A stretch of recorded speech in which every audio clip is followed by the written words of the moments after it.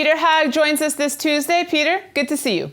Yeah, it's good to be back, Daniela. All right, Peter, let's start with the news of the day. The ECB's QE program has commenced. The ECB has started buying Italian and German bonds under their quantitative easing program.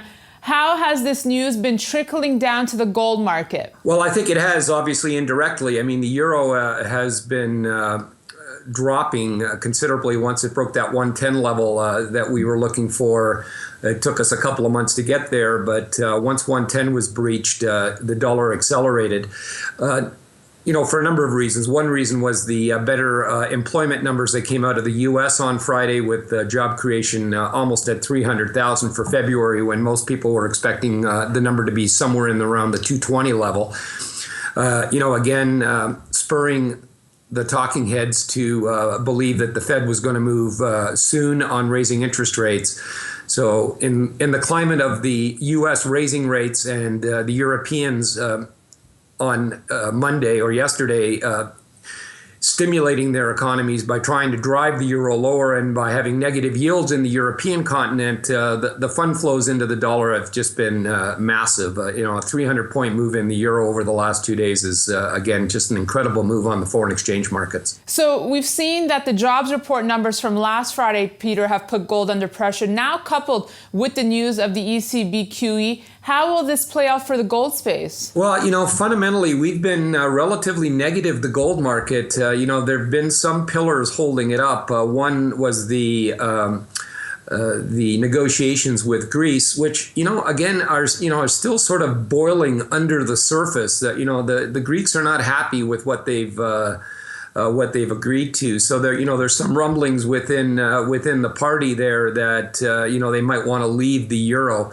We're getting to a point right now where, the world is almost saying, okay, we'll get on with it and leave. I think there'll be an immediate negative reaction if Greece left the euro. But overall, I don't think it has a major economic impact down the road. The issue with the Europeans is that, they're fighting deflation and they want this euro down to try to stimulate the export industry. And, that continues to flow funds into the dollar. Gold is a dollar-based commodity and it's had some issues. So from a fundamental point of view, we've been negative the market. Once gold broke through that 1194 level on Friday, it basically washed all the way down to significant support where we stand right this morning at 1165. So to sum up, Peter, would you say that the U.S. dollar is really what's holding and continues to hold gold down? Yes, with the caveat I mentioned this morning in my commentary, this market is extremely short. So any surprises could create, a significant pop to the upside. But the macro fundamentals of a continued stronger dollar, assuming the equity market in the U.S. does not take it on the chin, indicates that capital flows will continue into the U.S. And, as long as there's no geopolitical issue coming up in the short term, it's difficult to be fundamentally bullish gold in the short term. Now, that doesn't mean you're not going to get price corrections.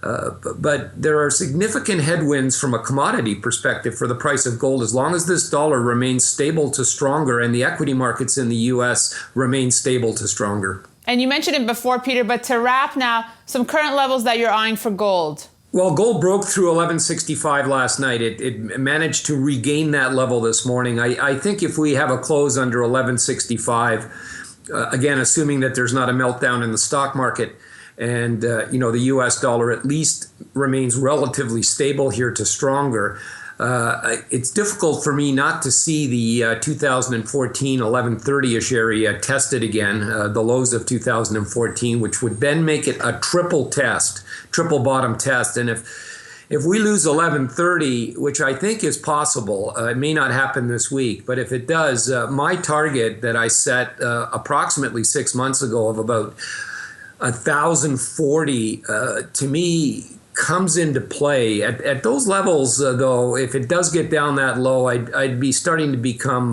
much more aggressive from the long side. But I do think there's a possibility we lose 1,100. All right, Peter, that's all the time we have today. Thanks so much for joining us. We'll see you next week. And thanks for watching this edition of For Pete's Sake. We'll see you tomorrow.